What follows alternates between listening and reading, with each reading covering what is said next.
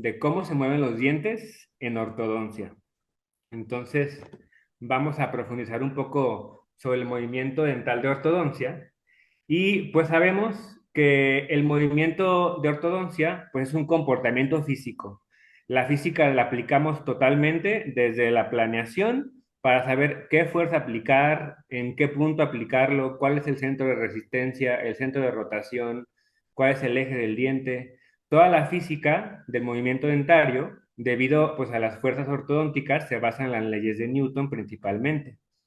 El sistema biológico dental reacciona a todas las variaciones en la magnitud de la fuerza, el tiempo de la aplicación y la dirección. Este, necesitamos mover un diente de una posición a otra, y eso son fenómenos físicos y la remodelación tisular biológica. Entonces, no solo es aplicar el diente, aplicar la fuerza al diente, sino es también hacia dónde aplicamos la fuerza, qué es lo que va a pasar con el ligamento, con esa fuerza. Y es súper importante tener, siempre que hagamos un tratamiento de ortodoncia, la fuerza bien controlada y bien medida, porque si aplicamos menos fuerza de la que necesitamos, pues no va a haber respuesta biológica. Si aplicamos más fuerza, podemos hacer un daño en el periodonto y un proceso que ahorita les comento cómo se llama, y vamos a alentar el tratamiento porque el cuerpo entra en un estado de reparación, y puede afectar también las raíces, que se pueden ver reabsorbidas o acortadas por el mal uso de la fuerza. Entonces, un movimiento ortodóntico es muy diferente a un movimiento ortopédico. Para mover un diente depende del tipo de diente, la raíz, el tipo de movimiento que vamos a hacer, pero generalmente usamos entre 20 y 150 gramos por diente. Nosotros los ortodoncistas usamos un material que se llama, un instrumento más bien, que se llama dinamómetro, que es para medir la fuerza que estamos aplicando y no solo hacerlo como al tanteo, porque pues sí nos podemos exceder un poco en la fuerza, entonces ya no se aplica fuerza ortodóntica, sino fuerza ortopédica, que en casos sí la necesitamos. La fuerza ortopédica son fuerzas superiores a los 300 gramos de fuerza, donde aplicamos una fuerza excesiva que en lugar de transmitirse a los dientes, se transmite a los huesos, a las suturas, a los centros de crecimiento, y entonces empezamos a mover huesos. Pero hoy nos vamos a enfocar en las fuerzas ortodónticas, básicamente. Y pues la fuerza ortodóntica se aplica en el diente. Tenemos, como ya les dije, que tener en cuenta la magnitud de la fuerza. El tiempo de aplicación es bien importante, cuánto tiempo estamos aplicando la fuerza y la dirección. Todo esto en conjunto va a activar ciertas células receptoras que se llaman una cascada de señalización y activación celular y molecular. Y eso va a concluir en una remodelación ósea. Entonces, dará como resultado el movimiento ortodóntico. El hueso como tal se reabsorbe facilitando pues todo el desplazamiento dentario. Hay ciertas células que activan la remodelación del hueso o el metabolismo del hueso, que ahorita les voy a explicar cuáles son. Vamos a conocer entonces cómo funciona el movimiento dental, para saber entonces en qué factor o cuál es el mecanismo de acción de los fármacos que lo inhiben. ¿Por qué a un paciente de ortodoncia no podemos indicarle AINES, no podemos indicarle pues, ciertos fármacos antiinflamatorios? ¿O por qué si el paciente está tomando medicamento para algún problema hormonal, influye mucho en su tratamiento de brackets? Entonces, para entender todo esto, vamos a dar una pequeña pincelada a el movimiento dental en ortodoncia. Nosotros aplicamos fuerza, como ya les dije, en el ligamento periodontal. El ligamento, pues sabemos que ocupa un espacio aprox de 0,2 milímetros. Cuando aplicamos la fuerza, el líquido intersticial actúa como una primera barrera. Entonces, aplicamos la fuerza, el ligamento, el diente se comprime en el ligamento y el líquido que hay actúa como un primer amortiguador, que es el líquido que se usa normalmente, una forma natural, para resistir las fuerzas masticatorias. Es la amortiguación que un paciente sin ortodoncia necesita. El líquido intersticial y la primera barrera de resistencia, ahí está. Pero como nosotros usamos una fuerza pues controlada, pero pues más grande, la carga de la fuerza causa una hipoxia local en la irrigación y en el flujo del líquido intersticial. Es decir, que lo comprime y pues los vasos sanguíneos quedan en hipoxia. Eso va a llegar con la inflamación, una inflamación aséptica, no es una inflamación patológica, como cuando tenemos un problema de conductos o una infección por caries que hay dolor, inflamación, esa sería una inflamación pues ya ocasionada por patógenos o por otras circunstancias, pero en esta ocasión de ortodoncia causamos una inflamación aséptica.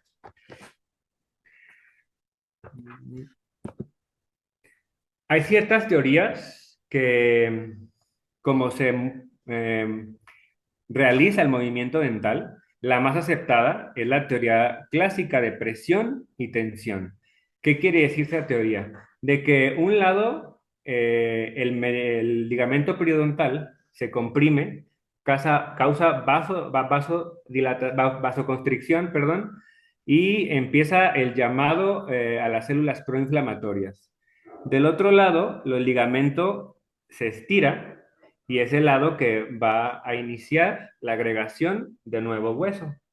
Eso se llama el lado de tensión y el lado de presión. Esa es la fuerza, con una fuerza correcta y la teoría más aceptada del movimiento dental. Entonces, pues nos vamos a enfocar en este tipo de teoría de presión y tensión.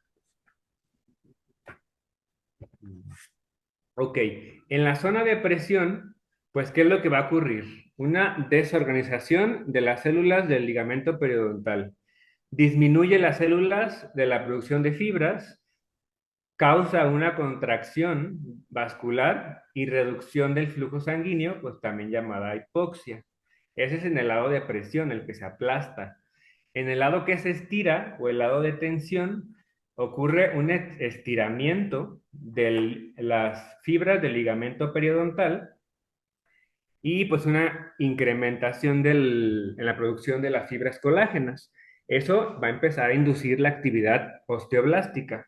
Ahorita les voy a contar un poquito más sobre estas células que son bien importantes, las células del osteoblasto, del osteoclasto y cómo funcionan.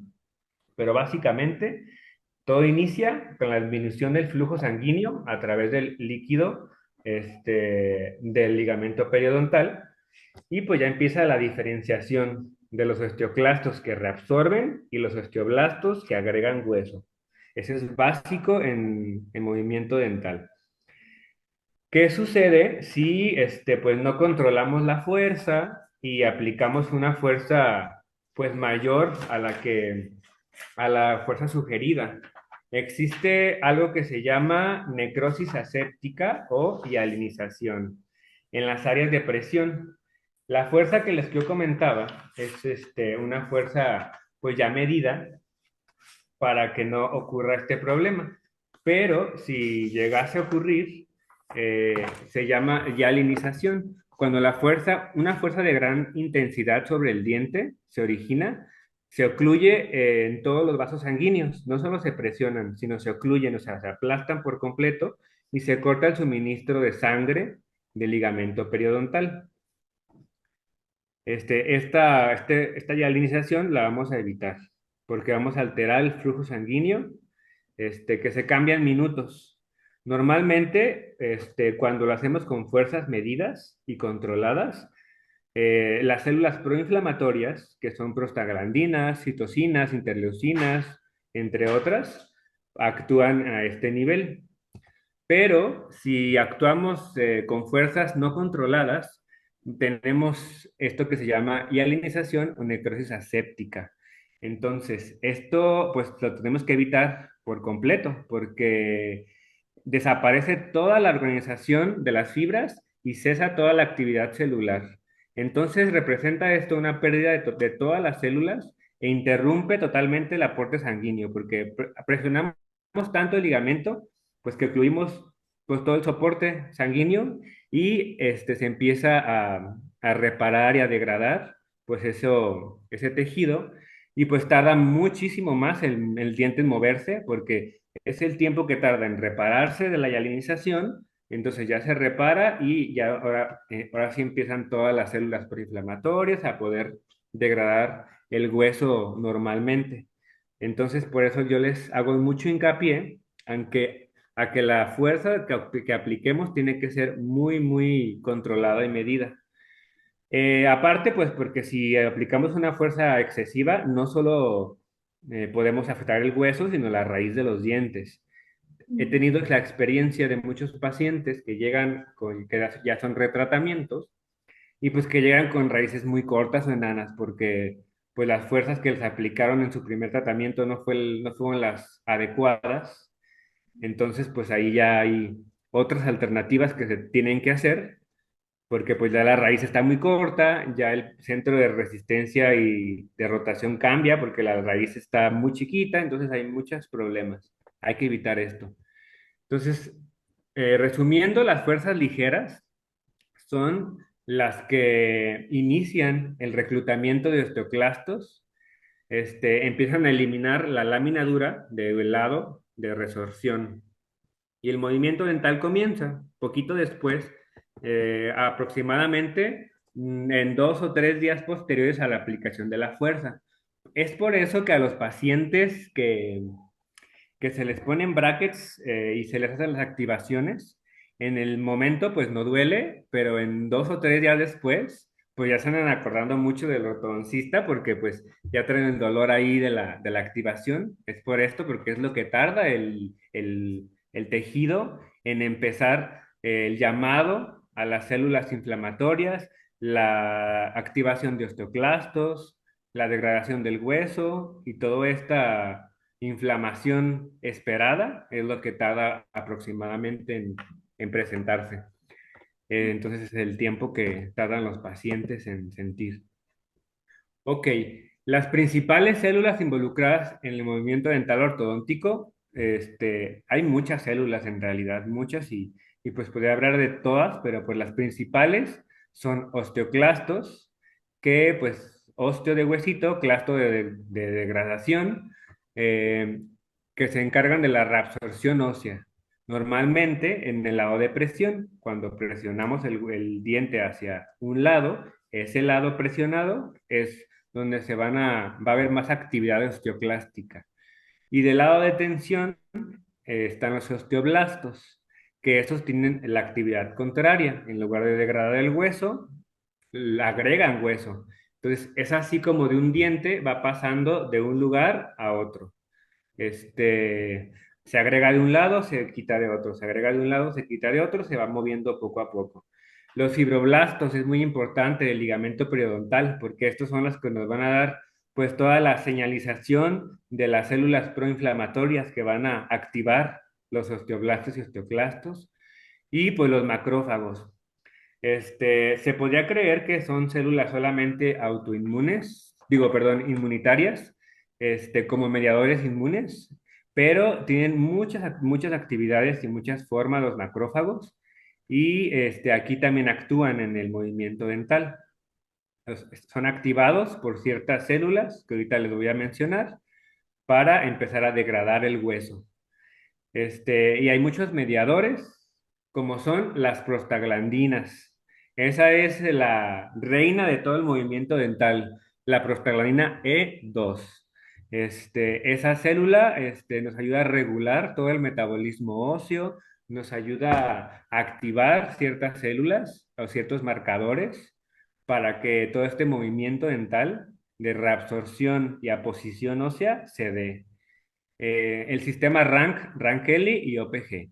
Yo creo que los que llevaron ortodoncia en licenciatura, pues les mencionaron sobre estos sistemas de activación y de desactivación del metabolismo óseo, pero pues ahorita si no les quedó claro en ese entonces, ahorita les explico cómo funciona el Rank, Rankele y el OPG. Pues para todo esto tenemos que conocer pues cómo funciona la inflamación o cómo ocurre la inflamación en el ligamento periodontal y en el tejido circundante para que se pueda mover un diente. Mm, Me voy a ir como un poco básico en esto, pero pues es importante que lo conozcan porque los fármacos, muchos de los fármacos que intervienen o inhiben el movimiento dental actúan sobre esta vía. Es la vía, se llama vía del ácido araquidónico. Es la vía de la inflamación, en pocas palabras. Es como las células, no solo la de ortodoncia, sino la de todo el cuerpo, se produce la inflamación. Pero pues enfocado a ortodoncia es lo que nos da ciertas células o ciertos marcadores para que todo el movimiento se active. Tenemos en la parte superior una membrana celular. Una membrana celular que es pues de fosfolípidos. Básicamente esa es la base de todo. Tenemos la célula de lípidos con ciertas enzimas como la fosfolipasa A2 que empieza a degradar los lípidos de la membrana celular. Esta enzima fosfolipasa A2, que sabemos que el sufijo asa es de degradación, entonces fosfolipasa degrada los fosfolípidos de la membrana. Esta degradación va a concluir en algo bien importante que se llama ácido araquidónico. Y esa es la base de la inflamación, en realidad. Es lo que nos da la inflamación como tal. Y tiene dos vías bien importantes. Yo me voy a enfocar en la vía que dice COX, que es la ciclooxigenasa, que es donde actúan sobre todo los AINES. Hay ciertos fármacos que inhiben la función de la fosfolipasa A2. Entonces, pues, desde a partir de ahí no se da ya toda la cascada del ácido araquidónico, como son los corticoides, estos que dicen del lado izquierdo superior. Los corticoides, que son los antagonistas del cortisol, como la prednisolona, metilprednisolona, pues todos los fármacos en realidad que, que son de primera instancia para tratamientos crónicos de inflamatorios, ya sea reumatológicos, respiratorios, pues inhiben desde ahí la vía de inflamación. Entonces, pues ya sabemos que nosotros necesitamos ciertos marcadores inflamatorios para pues poder desencadenar el movimiento dental. Entonces, los fármacos corticosteroides, pues desde ahí nos inhiben todo. Siguiendo con esta cascada, tenemos la ciclooxigenasa. En esta ciclooxigenasa hay diferentes pues, tipos de ciclooxigenasa. La 1, la 2 y la 3.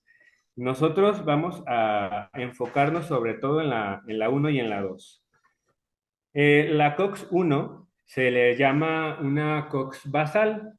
¿Y por qué se le llama así? Porque se encuentra en todos los tejidos. Es súper importante conocer la función de la ciclooxigenasa 1 porque es lo que nos da la fisiología renal, uterina, gastrointestinal, en el hipotálamo. Producen prostaglandinas que protegen al cuerpo y lo regulan. Por ejemplo, ayuda mucho al recubrimiento del estómago, eh, del, del moco gastrointestinal. Entonces, por eso es que a muchas personas o muchos pacientes que se les recetan AINES, después acaban con úlceras gástricas, porque los AINES empiezan la inhibición de las ciclooxigenasas, tanto la uno como la 2. Entonces, ellos inhiben todo. Y si tenemos la COX-1, que es la que nos ayuda a todo esto, por ejemplo, entre muchas cosas, por ejemplo, el recubrimiento del estómago, pues lo inhibimos, entonces empezamos con úlceras gástricas. Mm. Y la COX-2, que se llama COX inducida o estimulada, esta es la única que se asocia con inflamación, pues, producida por ya sea bacterias, necrosis, muerte celular, cáncer, traumatismo. En ortodoncia, pues sería un traumatismo, microtraumatismo, pero sería como un traumatismo. porque estamos presionando mucho el ligamento periodontal. Estas fibras pues empiezan a liberar ciertas prostaglandinas, como la prostaglandina E, que ya mencionamos, que esa es súper importante. Y pues los AINES, por el sitio de acción, es diferente a los corticosteroides, por eso se llaman AINES, analgésicos o antiinflamatorios no esteroideos, porque los esteroides inhiben desde arriba, desde la fosfolipasa, y los AINES inhiben las COX. Entonces, por eso es el nombre de AINE. Hay AINES que son inhibidores selectivos de la COX-2, es decir, que la COX-1 pues no la tocan básicamente y inhiben la COX-2, que en tratamientos de ortodoncia son muy indicados porque pues inhiben solamente ciertas moléculas. Y pues la otra vía de la lipoxigenasa, pues no la vamos a mencionar mucho, porque se llaman vía de los leucotrienos. Esa no tiene tanto que ver con movimiento dental ortodóntico, pero pues nomás para que lo sepan, son los que participan en enfermedades de hipersensibilidad tipo 1, como rinitis alérgica, dermatitis atópica, asma. Entonces, estos promueven la vasoconstricción. Por eso que a los pacientes asmáticos, pues les indican inhibidores de este tipo de vía, de las lipoxigenasas, leucotrienos, antileucotrienos, como por ejemplo hay un medicamento muy famoso que se llama Montelukast, Sí. que es un inhibidor de leucotrienos. Entonces ahí va la vía. Pero la que nos importa a nosotros es esta, la ciclooxigenasa, porque ahí actúan los AINES. Este, Y pues esto es básicamente lo que ya les dije, pero en resumido, los AINES inhiben las ciclooxigenasas y los esteroides desde el ácido araquidónico. Entonces, esto hay que tenerlo muy en cuenta, porque ahí van dos fármacos que ya inhiben el movimiento dental, tanto pues, los fármacos que son derivados pues, de los esteroides como los AINES. Este, ¿Cómo se activa el ácido araquidónico en ortodoncia? Pues aplicamos la fuerza ortodóntica libera fosfolípidos de la membrana, se activa la enzima fosfolipasa 2 y empieza a liberar pues todo esto del COX, y el COX-1, el COX-2 y resulta en el PGE2, que es la prostaglandina E2, que es la principal prostaglandina relacionada al movimiento dental. Es importantísimo. Y pues ya que tenemos esta prostaglandina E2, pues vamos a empezar con la diferenciación o cómo empieza a degradarse el hueso, cómo se activan los marcadores del osteoclasto y el osteoblasto. Necesitamos conocer que hay estas células, estos nombres, son la base de todo el movimiento en ortodoncia. RANG, RANG L, los osteoblastos, osteoclastos, y la OPG, que se llama osteoprogesterina. Son las reyes del movimiento dental. Este diagrama se lo voy a explicar lo más sencillo que se pueda. A ver si se ve mi cursor y podemos empezar con la parte superior izquierda en una célula roja que se llama célula madre hematopoyética. Esa pues la tenemos ahí rondando para lo que se ocupe, como por así decirlo. Y ocurre una diferenciación. Ocurre una diferenciación eh, que empieza a diferenciarse por la célula reclutadora de colonia de macrófagos, que es MSSF, esta de que está aquí. Entonces, eso hace que la célula madre hematopoyética se diferencie y se transforme en una célula precursora de osteoclastos, que es la morada del medio. Ya tenemos entonces la célula diferenciada de una célula madre hematopoyética a la célula precursora de osteoclasto. Y esta célula precursora de osteoclasto tiene receptores, que son estos ganchitos dorados y este ganchito como azul. Son receptores para ciertos marcadores. Este ganchito dorado se llama rank. Ese rank es lo que lo activa y lo diferencia en un osteoclasto activo o no. Es como un candado y una llave. Este es el candado, falta la llave. La llave, ¿quién la produce? El osteoblasto, que es esta bolita en la parte superior derecha, amarilla. El osteoblasto produce el rank L. L por el ligando. Entonces, el ligando se liga al rank y esa unión del receptor con el rank se traduce a que esta célula, de ser una célula precursora, se transforme ya como tal en un osteoclasto, que es lo de abajo. Es una célula clásica en cepillo que se ven en las histografías y en las imágenes. Es una célula en cepillo que parece que tiene como dientecitos. Abajo de esto, pues ya está el hueso como tal. Entonces, pues para no meterme mucho en biología molecular y bioquímica, pues segrega algo y segregan cosas que empiezan a degradar el hueso. El osteoclasto empieza a degradar el hueso y empieza a ser una laguna, que es un agujero, por así decirlo. Un agujero que se llama laguna de Hauship. Este agujero de degradación tarda de 3 a 4 semanas en repararse. Y esa fecha, pues más o menos corresponde a lo que nosotros damos de activación. Por eso yo hago mucho énfasis en mis pacientes, que algunos me dicen, doctor, pues no me puede ver en 15 días o en una semana para ir más rápido. Les digo, pues no, o sea, no se puede porque en lugar de ir más rápido, iríamos más lento. O sea, o que me dicen, no me puede apretar más o ponerle más fuerza para ir más rápido. Y le digo, no, pues así no funciona en la biología. Entre más fuerza, pues ocurre lo que ya les expliqué de la hialinización. Y si es más rápido, pues estas lagunas y este proceso del hueso no se repara de forma correcta. Entonces, pues no tenemos una respuesta correcta del movimiento dental. Ya tenemos entonces aquí al osteoclasto activo, empieza a degradar, empieza a deformar el huesito para pues que el diente se empiece a mover. Esta es una célula, pero pues está activada por toda la superficie, muchas células. ¿Y cómo se controla? O sea, ¿cómo sé que ya el osteoclasto no va a seguir degradando, degradando, degradando hueso? Pues hay un control que también se llama OPG u osteoprotegerina, que funciona a lo que nosotros le llamamos como un señuelo, un receptor señuelo.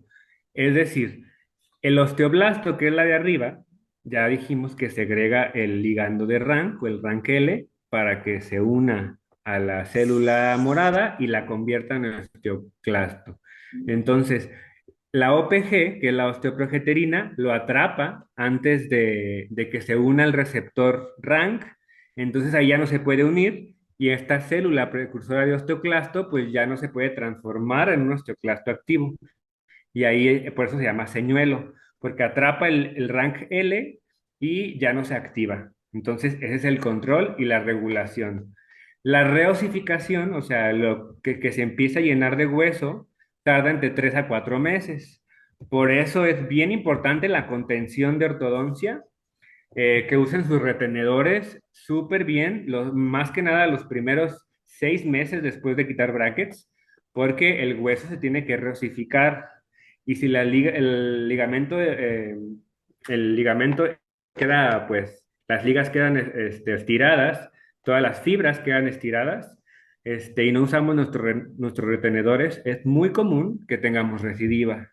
Entonces, es bien importante que después de un tratamiento de ortodoncia usemos nuestros retenedores, pues todo el tiempo, pero lo ideal, pues son los primeros meses, el primer semestre, para que todo el hueso, pues ya tenga su reparación, la posición donde quedó el diente y todo este proceso.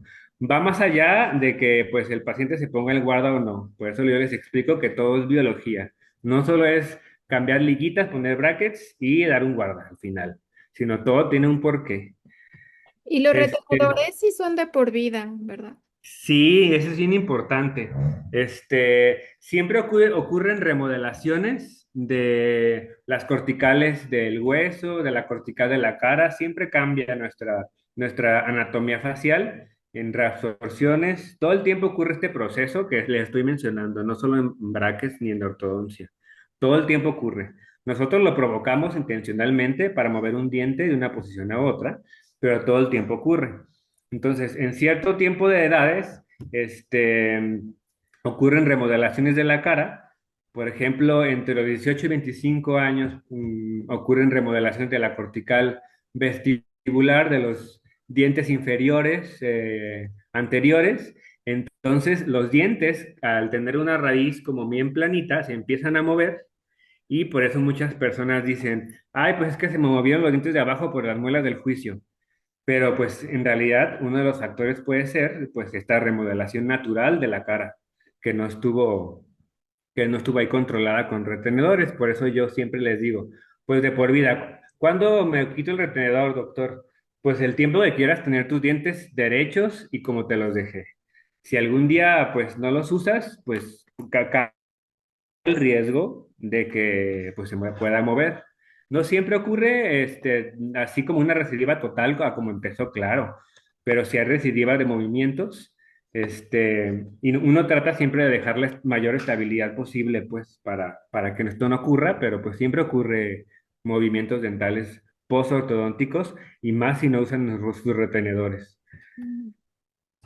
Y pues como ya les dije, la reina del movimiento dental es la prostaglandina E2.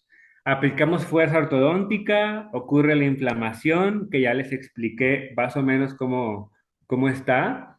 Se activa el ácido araquidónico que da toda la cascada hasta culminar en una prostaglandina E2.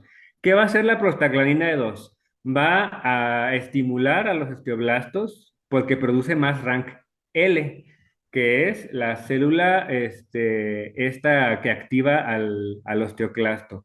Entonces, si se produce más rank L, hay más ligandos y hay más osteoclastos que se activan.